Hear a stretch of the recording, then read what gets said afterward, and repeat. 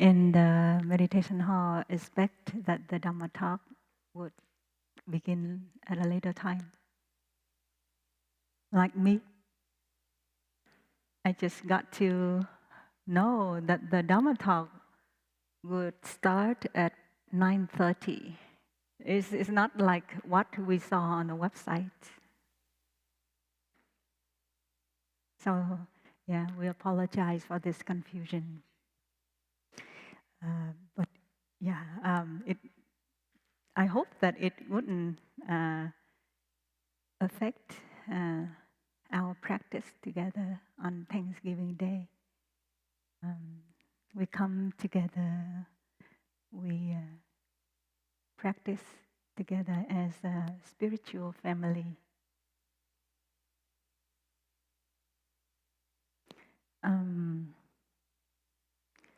Sometimes I feel inspired recalling one of Thay's guided meditation on the interbeing of the three times, the past, the present, and the future. And especially today, we can also connect ourselves, what we are doing in the present moment, to the past. We can connect with our ancestors, and so that we can together we contribute, build for a bright future for our descendants. So let us gently close our eyes in visualizing that right here, right now, the spot that I am sitting on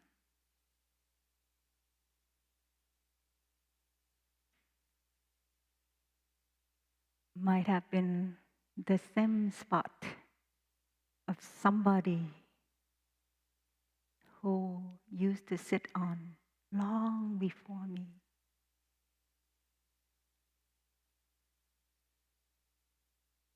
And that person might have been very solid in the meditation practice.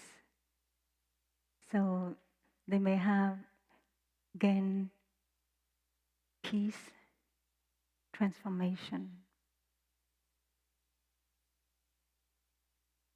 May I, at this moment, sit solidly, relaxingly, and peacefully on this meditation cushion.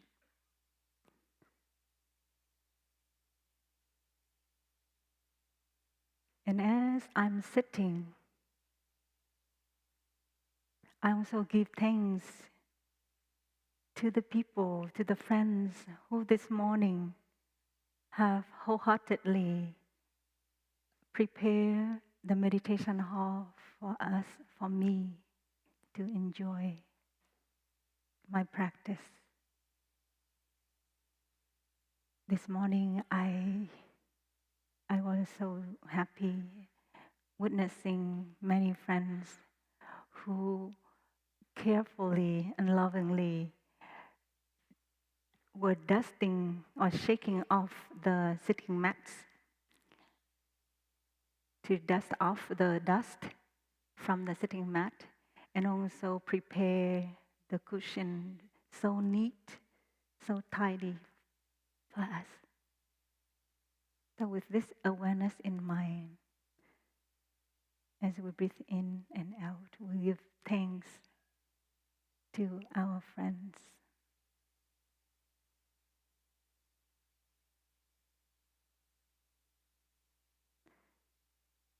And we also acknowledge that in this meditation hall, there have been other people who are still struggling in the practice. May they find peace and lightness in their body and their mind.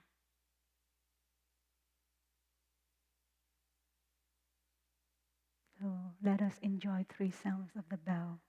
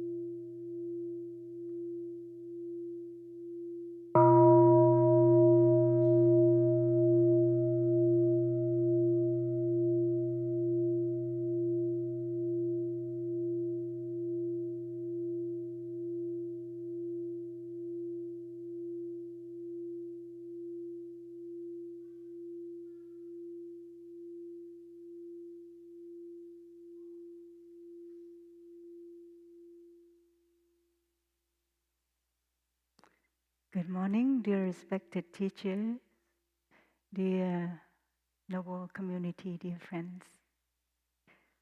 Happy Thanksgiving to everybody. Welcome to Deer Park Monastery. As I'm sitting here, I'm also aware that at this spot, Thai, our teacher, used to sit on. And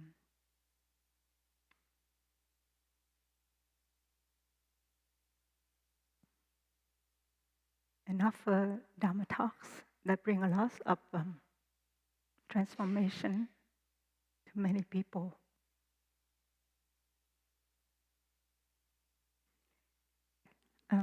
The word Thanksgiving itself also brings me inspiration. So now I'd like to invite us all to explore.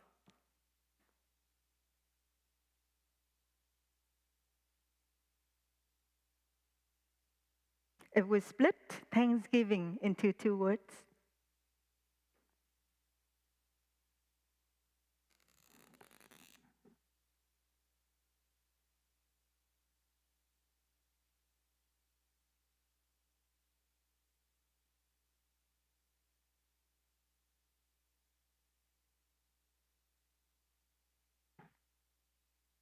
so when we talk about thanks, and in Buddhism,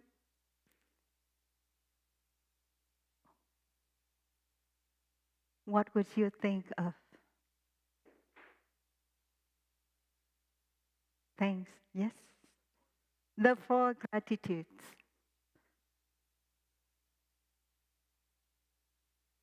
The four gratitudes. We give thanks to our parents who have given us life. We give thanks to our teachers who have shown us how to love, how to understand and live deeply the present moment. We give thanks to our friends who support us and guide us, especially in difficult moments. And we also show our gratitude to all beings in the realm of animal, plants, minerals, and what else? Yes, the four gratitudes.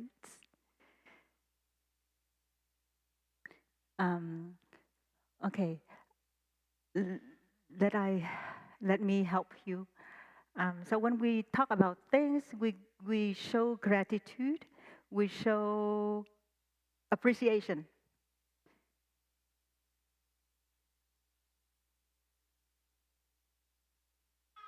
We show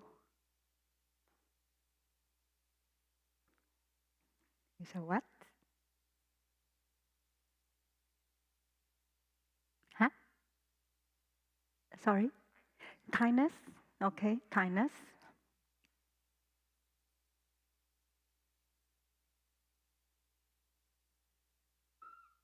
We show acknowledgement. How about that?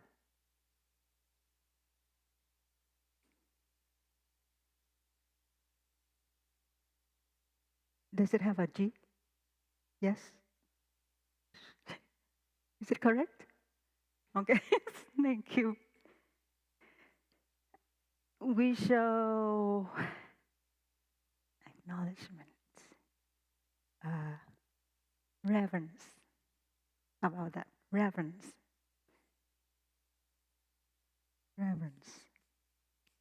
Okay, just give a few examples. And when it comes to giving, what would you think of? Generosity, thank you.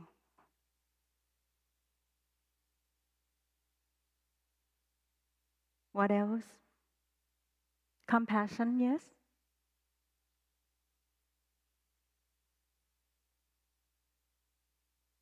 Kindness.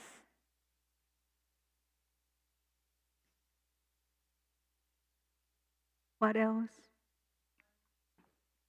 Unconditional.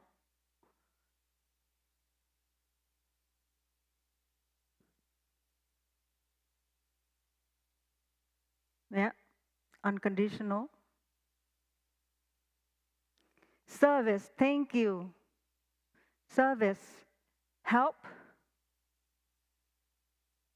support. Yes, deep listening. Sorry. Abundance. Did I hear that? Abundance.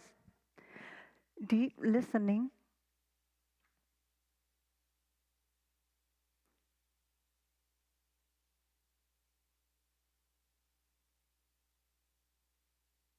And when we give thanks, we can show continuation. Giving, we give guidance.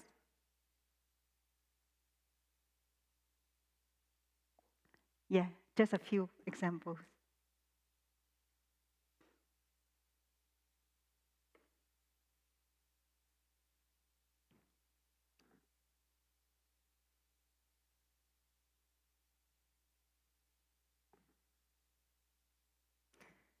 So today, um, on the occasion of Thanksgiving, we gather together and we give thanks to our ancestors, right?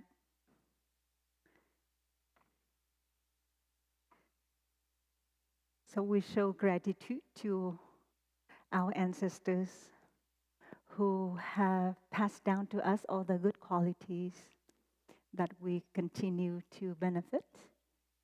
And like if we look at with the eyes of meditation, we connect ourselves to the land ancestors of the land of the Southern California, like the land of thousands of years ago. So we can connect ourselves with the indigenous people. So on this day together, um,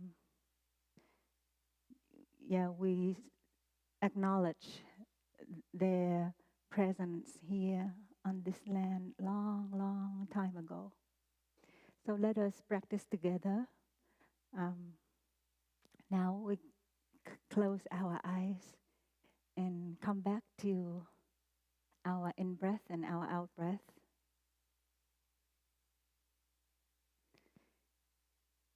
And we feel that we are supported by the earth. We feel that we are surrounded by this peaceful land.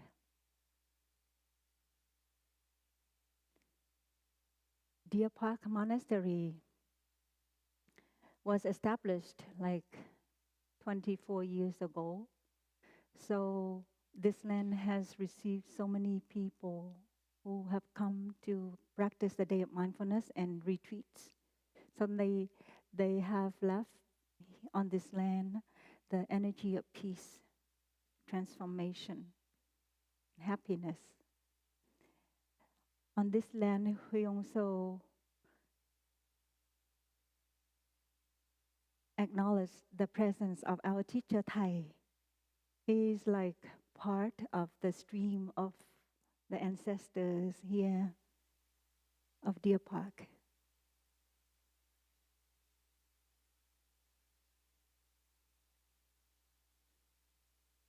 So we allow ourselves to be protected by the peaceful land. All living beings are on this land. All the sounds that we hear on this land.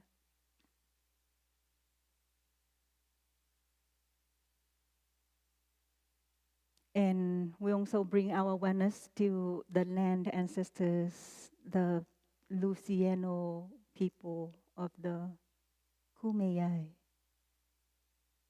nation. With each breath,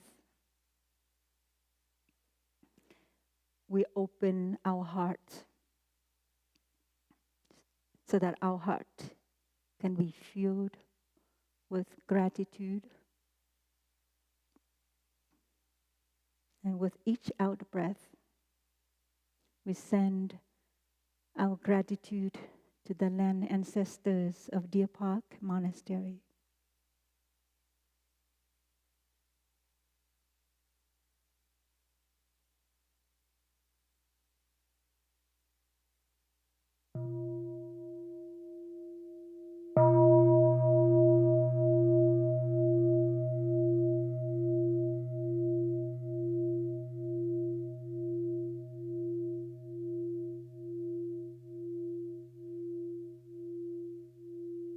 Thank you, dear land ancestors, for your care, for your wisdom and sacrifices. We feel your presence and we feel your endured energy and support.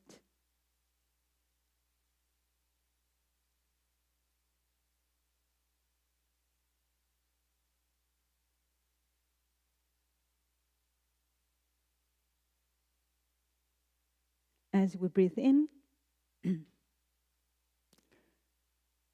we acknowledge the pain, the injustice endured by the indigenous people. As we breathe out,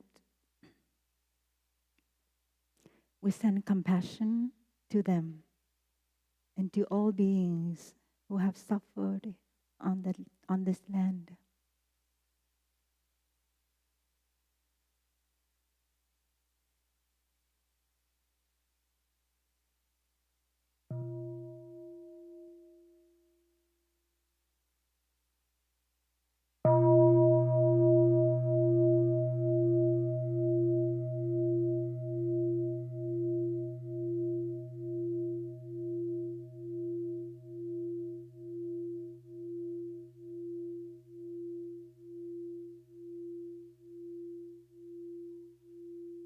We honor your resilience, your wisdom, and your deep connection to the land.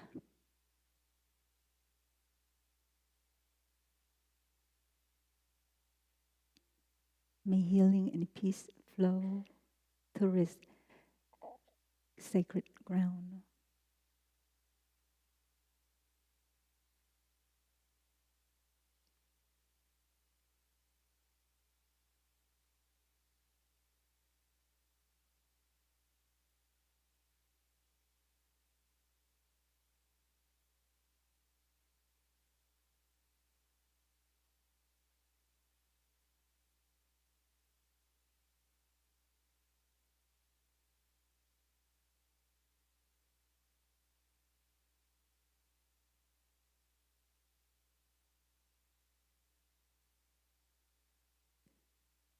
As we breathe in,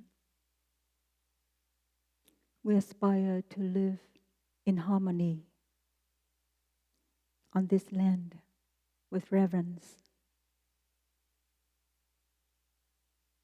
As we breathe out, we aspire to care for this earth.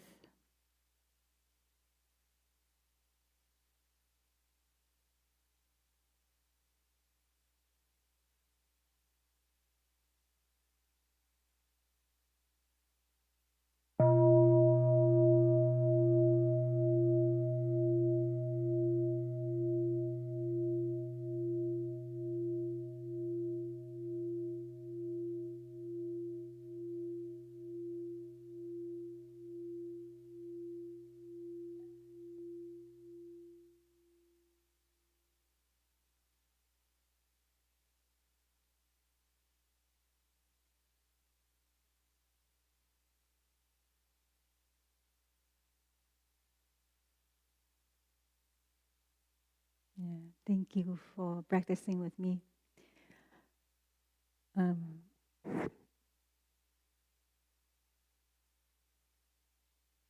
the reason why I ask everybody to join me with this practice to acknowledge the land ancestors was that, yeah, there was a day when we were having a Dharma teacher meeting, and I asked the Dharma teachers to move the location from the Oak Grove to Meditation Hall. And Thầy Pháp Dung said, you need to ask permission of the ancestors in order to move, to change the location. So I was a little scared because when it comes to something spiritual or sacred, I can feel it in my heart that it's something sacred that I need to respect. And like if I do it all by myself, I wouldn't feel enough confidence. That's why I ask everybody to join me in the practice. So, and I do feel that this land is sacred. Even though I've been here just for 4 years, I'm like the new member of the Deer Park Monastery. You may come to ask those who've been here a long time, like Sister Abbess of Clarity, or Thầy Pháp Dung, or Thầy Pháp Sư. He also has a very deep connection with the Deer Park Monastery. And you may like to hear the stories from Thầy Pháp Sư, but please remember to bring a Vietnamese translator with you. He would tell you his interesting story about how he transmitted the 3 refugees and the 5 mindfulness trainings to rattlesnakes on the mountain. And how he often goes to the mountain and recite the full awareness of breathing. This called the full awareness of breathing up in the mountain. So if you go to this land, you go to the mountain, you feel peaceful thanks to the peaceful energy of people who've been here that have contributed to this land. And if you do walking meditation up to Mount Intu, you may touch also the peaceful energy because our teacher Thầy is resting in peace there. We scatter his ashes up there on the ground of Mount Intu. So my personal experience with how sacred this land is, there was 2 years ago in February when we were performing a ceremony to invite Thay's ashes to the altar, to Deer Park, to the meditation hall of Deer Park Monastery, and that was a very rainy and windy morning. In the monastic and lay sangha, we were standing on the two sides of the small meditation hall of the brothers, waiting for Thầy Pháp Lưu to hold, to carry Thai's, the urn that contained Thai's ashes, so that we could invite him to pay respect to the ancestral teachers of Deer Park. And we were so sad because, unlike the previous years when Thầy would come to Deer Park, everybody would be so excited and happy to welcome Thầy in person. But that day, that time, what we saw was like Thầy, part of Thầy physical body in the urn. So many of us were very sad and we were crying. But yeah, I still remember vividly that day from the mountain. The wind was blowing and somehow was directing the rain. So instead of falling down straight from the sky, so the rain was like falling in a diagonal direction, and it looked like a rain curtain, right? So it was the scene. The scene was so melancholic. What is the word? Can you help me? Melancholic. Yes, very sad, but at the same time very powerful, because it was very cold, was very wet, rainy, and windy, and at times it changed with different patches of white clouds and sun rays on the sky.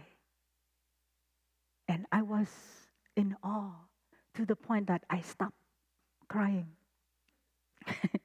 And I thought to myself, oh, Thầy is here. Thầy is here. So it's like a play.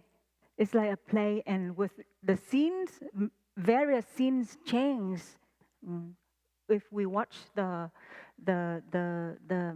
nature, the manifestation of nature. And I also recall the day when we wanted to join the Sangha in Vietnam to do the ceremony to invite Thầy into the casket.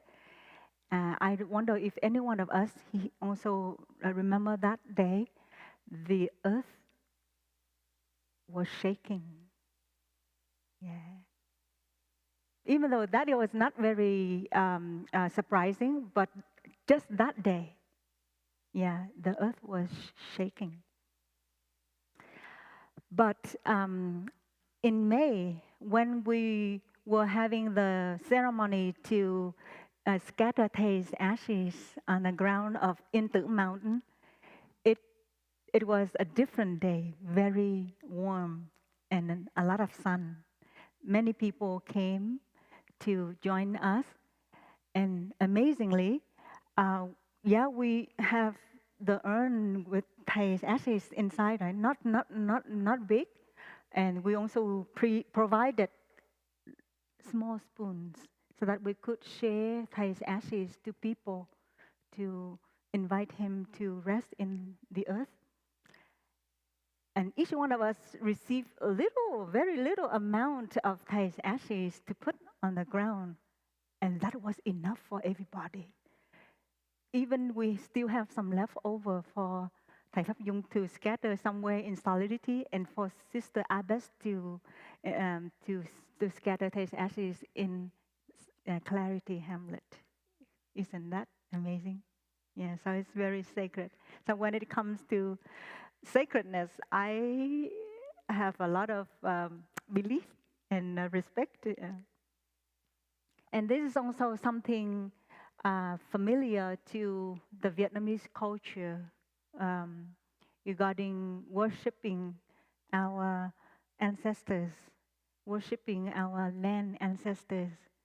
Like when we receive the first flowers or the first fruits in our garden, the first thing we do after we harvested them is that we offer them to the Buddha or to our ancestors. Mm. So you see on Thai's altar, there are 2 books. This is something I learned from Thai. When we have his book, new book, uh, published. Yeah, he would offer that book unto the Buddha and the ancestral teachers as an offering. Mm. And yeah, later I will share with you the book, the new book. And I feel so honored to contribute to the translation work for this book.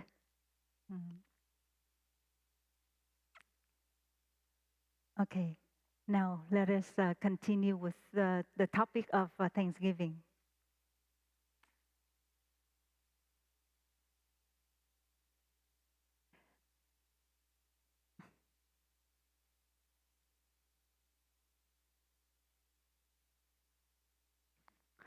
In Buddhism, when we talk about giving, there's also the practice that is called lục độ ba la mật, the 6 parameters. The 6 parameters, the practice that help bring people to the shore, to the other shore, the shore of peace, of freedom. And giving is one of those 6 parameters. And we also have another practice, or we call tứ nhiếp pháp, the 4 ways that skillfully involve people to the practice. So we have 6 parameters, and giving is one of the 6 parameters. So imagine if the Buddha's teaching, if Thai, the teacher, and the Sangha is like the boat that helps carry us to the shore of peace and freedom, then the 6 parameters are considered to be the paddles. Yes, you're so wise. The paddles, the tools supporting us to row to the other shore. Yes. And tứ nhiếp pháp, the 4 ways of skillfully involving people in the practice.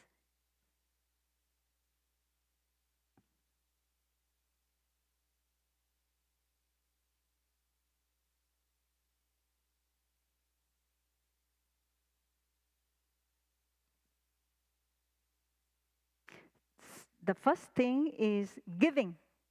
Again, giving is part of these 4 ways.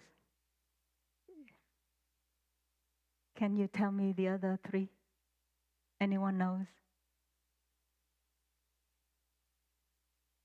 No, nobody knows. Loving speech.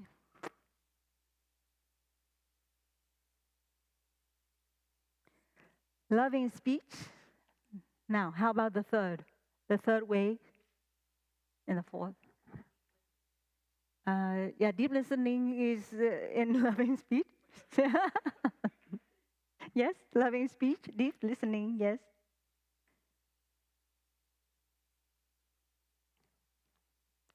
Beneficial actions. Lợi hành. Beneficial actions. We do good things that bring about benefits to all beings. And the last one is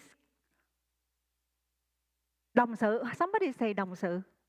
Who says so? Đồng sự, doing things together.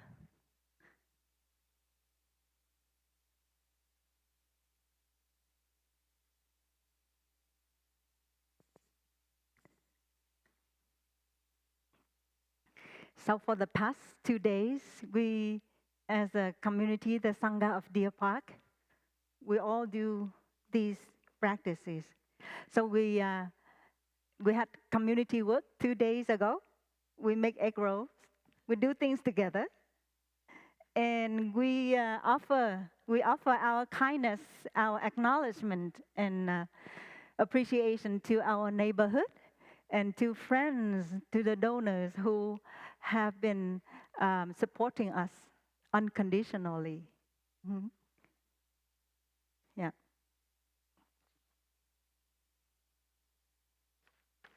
And in the giving, in the practice of giving, there are different types of giving. So we give in terms of the necessities, like the material resources, yeah. And in terms of dharmic giving, we offer concrete methods and practicing to help people, yeah. And for example, when we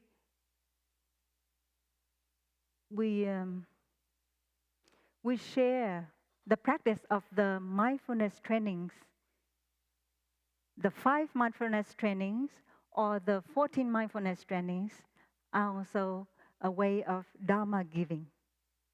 Because when people know how to practice mindfulness, we help them go to the other shore of happiness and peace and transformation, right?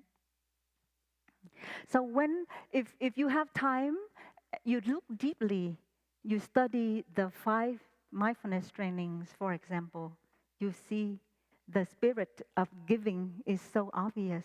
Like in the second mindfulness training, true happiness, I vow to share my time, my energy, and material resources with those who are in need, right? And like when we are aware of suffering caused by unmindful speech, when we know that words can create happiness or suffering, so we vow not to say things that hurt people's feeling, but we are committed to speak, to say things that bring about hope, joy, and confidence in the other person. So this is is a practice of giving. We want to offer generosity, loving kindness to people.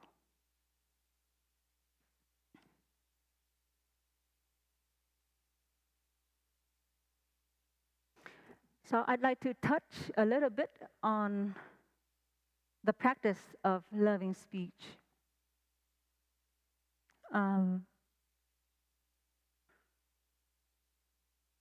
Have you ever experienced the joy that loving speech and deep listening bring about?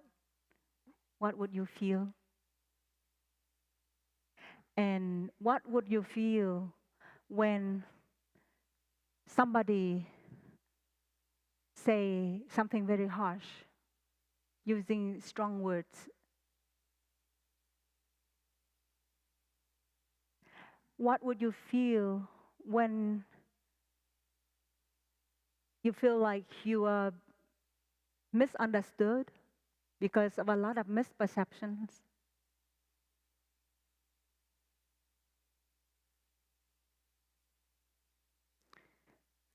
And have you experienced using loving speech and offer deep listening to your friends, your loved ones?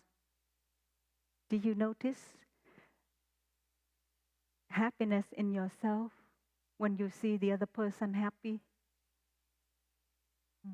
So I like to touch a part regarding the practice of using loving speech. Um, and that is intent versus impact.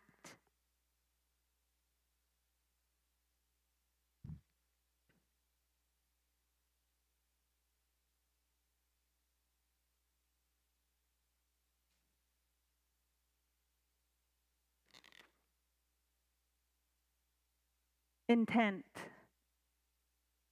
versus impact.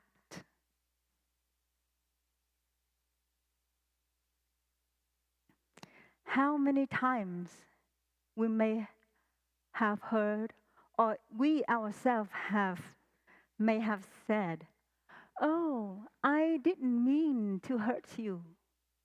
It was not my intention to make you sad. I only meant to speak out the truth." But still, you hurt the other person. So, intent is what I thought I was doing. I believe I was doing it right with all my heart. I do it out of love. I want you to be better. That is the intent, right? But we are not aware of the impact of the words on the other person. Impact is something that the other person may perceive by our actions of words and deeds. So this is something we need to be careful and mindful of when in the interaction, in the communication, in our daily life. Because we look into our intent and see whether it comes from our habit of using strong words or harsh words. It might be a transmission from family,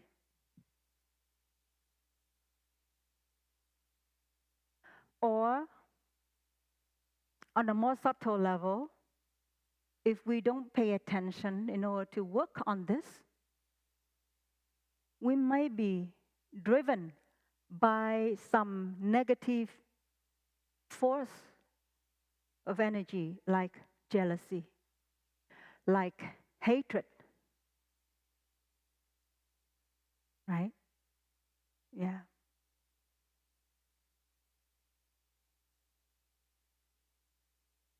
And also maybe it may come from our habit of intensifying issues, like we make a big deal out of a very small thing.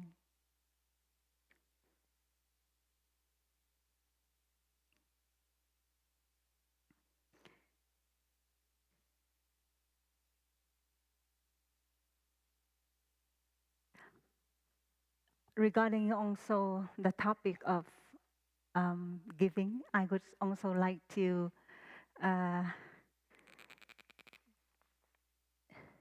touch a little bit on the threefold emptiness.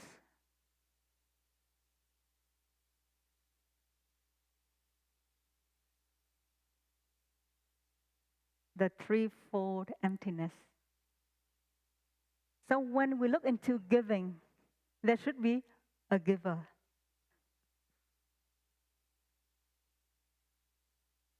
If there is a giver, then there should be a receiver. And then the object of receiving. Object of receiving. So there's the emptiness of the three entities. If I offer something to somebody, I practice emptiness. I don't expect anything in return. That is called unconditional Yeah, without condition, without expectation, right? I would not say, it was me who did this, that to you. Or if we are so upset with our children, we refrain from saying, "Oh, I regret for uh, doing, giving you that so and so." Yeah. So we practice emptiness if we are a receiver, so that we continue to offer generosity, compassion, and kindness.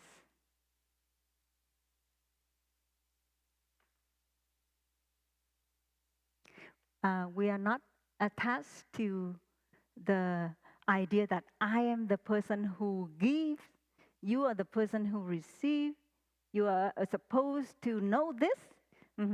Sometimes we may um, uh, feel that, oh, we are not seen, we are not heard, right? But if we practice deeply enough the emptiness, the threefold emptiness, then we can be more free. We don't have to be caught in whether we are seen or we are heard. We just offer to the best we can, and we don't pay attention. We don't care about whether the person acknowledges us or not, whether the person will uh, um, uh, um, um, repay the gratitude, right? Because like when we do something for somebody, we want to mean that I love you, I care for you. But if we don't practice the emptiness, seeing, touching the emptiness in these uh, three entities, then the other person, the receiver, may think that, oh, instead of um, I love you from the giver, then I feel as a receiver, I owe you. And I feel suffocated. I feel that I am supposed to do something in return to repay your gratitude. And then the person may just avoid. I would rather not have anything to do with you than to to to to like have this thought that I need to do something for you in return. It weighs me down, something like that. But if we, as the receiver, okay, as the giver, I just offer the best I can without without expecting anything in return.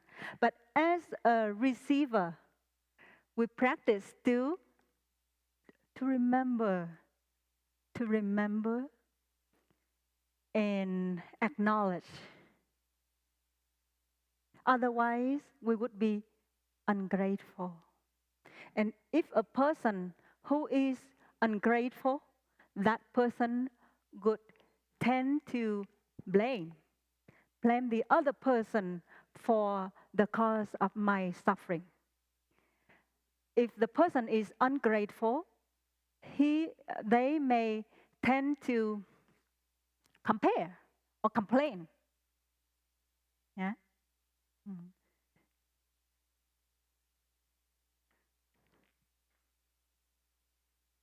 Let us enjoy one sound of the bell.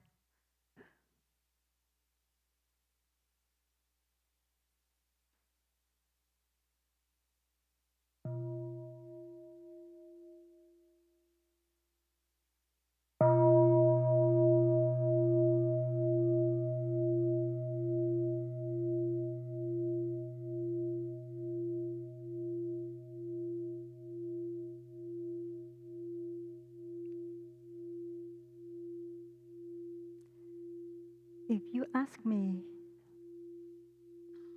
what qualities from Thai that I learned and I would like to continue, I would say watering the good seeds in the other person and giving inspiration. So for all his life, we know that he is a very great master, right? He's like well-known, revered Zen master, but he would never impose his views on his disciples. Instead, he would just water the good seeds in us, and he would just inspire us to have motivation, to have energy in doing things. And today, I feel honored to introduce to you the new book. But before I came here, I would also offer this new book to Thầy as a gift. And this title is called In Love and Trust. So this is like a collection of many letters that our teacher Thầy wrote to his monastic disciples, mainly monastic disciples, and also to his lay students. And at the end of the letter, before he signed his name, he would write, with love and trust. We feel, when we read Thay's letters, we feel that, we're so happy. This is a great happiness being a student who know that they receive a lot of trust and love from their teacher. So this is the English version, and this is the Vietnamese version. If you you understand Vietnamese, I would recommend this book because this is like the original letters from Thai. Yeah, and this is like the English version. We help translate this into this.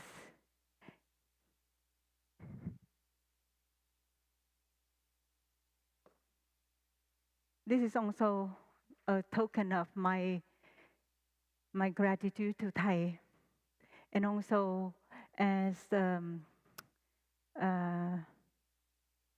express from my part that I'd like to begin anew with Thai, because I remember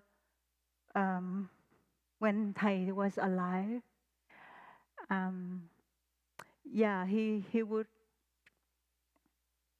he would offer his like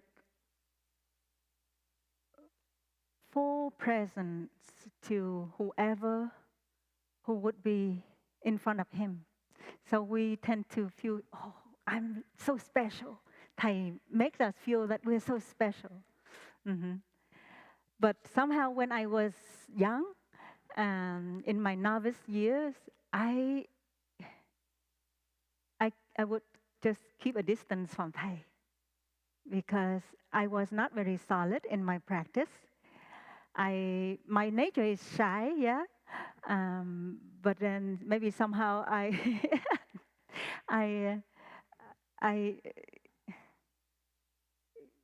happened to hear from one of my elders who said that, oh, if you don't want to get yourself in trouble, stick with the Sangha. Don't try to be close to Thai. Somehow I just picked that and I keep a distance from Thai because I don't want to get myself into trouble. And that's why when Thai passed away, I had a lot of regrets for the times that I was not fully present for Thai's love and care. Sometimes he would ask me to do this and that for him, but I would just find some excuse in order not to be close to Thai. And one of those times was that Thầy asked me to write something to contribute to the Lang Mai, Lá Thư Lang Mai newsletter. I did not. I did not write it. So in this book, I contributed to be on the translation team. Yeah, and just because I want to begin anew with Thai for the time that I intentionally avoid being close to Thai. And when I was translating Thai's letter into English, yeah, I have a chance to uh, revisit the good memories when we uh, had with Thai. So you find in this book um, how powerful his pen is. It is the art of letter writing. He would write to many different types of people, from children, monastic disciples, to social activists, and to uh, um, politicians. Yeah, I would just like to read a short paragraph from Thay's book that is related to the threefold emptiness. Thay wrote like this: "The letters I write are transmissions for you." Transmissions of what? Not some intellectual knowledge or theory. I am transmitting no other than myself to you. If you know how to receive the transmission, then I become you and you become me.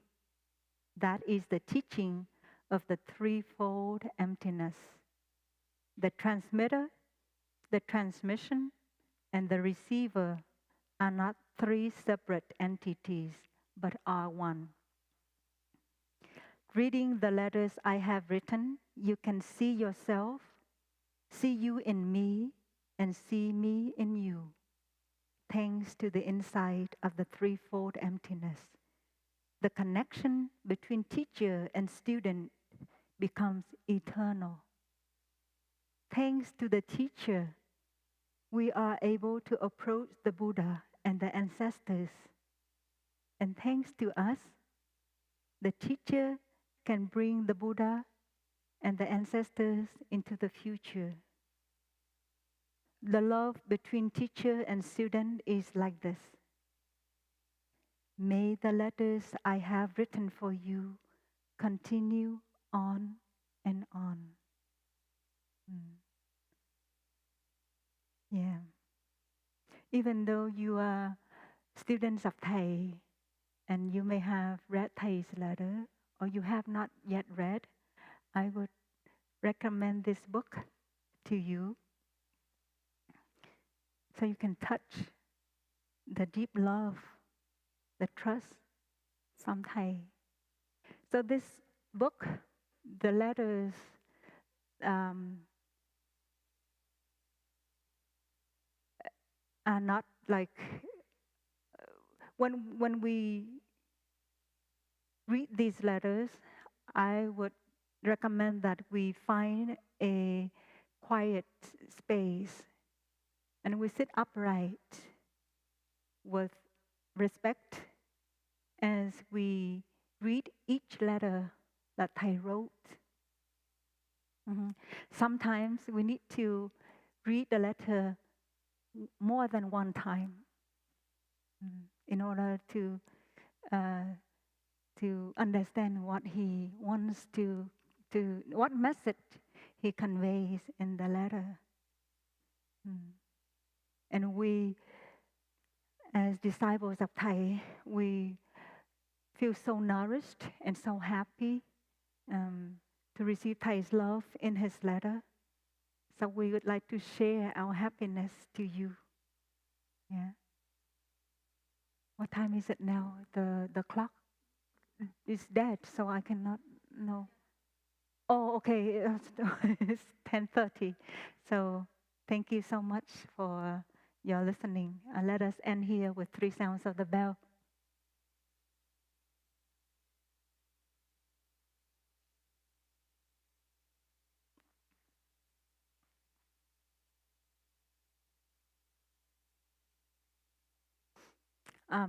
one more thing. So coming back to the 6 paddles that help us row the boat to the other shore, Thầy also mentioned in one of his letters to the disciple, he said something like this: please get off the boat. I will take you around and we will see the river that flows forever. There is no separation. You will hold the paddle. I will go with you with courage and love. Let's keep silent and calm as we row the boat very gently, very freely. So this is also the message that I'd like to um, uh, recommend, that when we we feel inspired in this book, yeah, we can um, keep, we can create, yeah, a quiet, peaceful atmosphere in order to enjoy each of Thay's letter. Thank you.